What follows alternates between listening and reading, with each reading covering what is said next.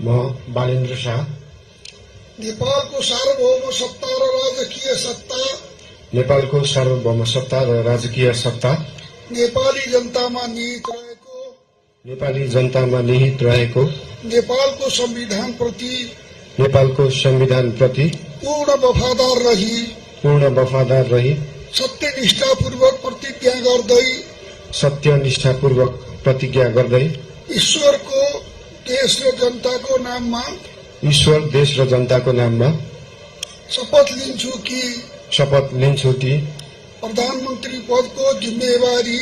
प्रधानमन्त्री पदको जिम्मेवारी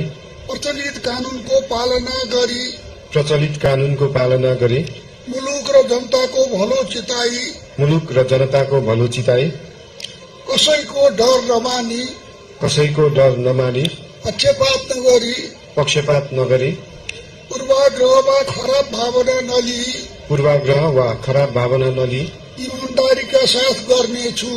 ईमानदारीका साथ गर्नेछु र आफ्नो कर्तव्य पालनको सिलसिलामा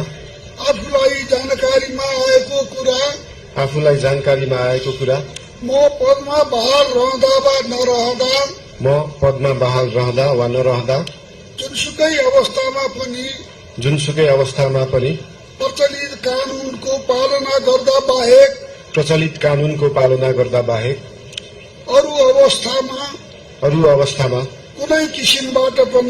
कुनै किसिमबाट पनि प्रकट वा संकेत गर्ने छैन। धन्यवाद।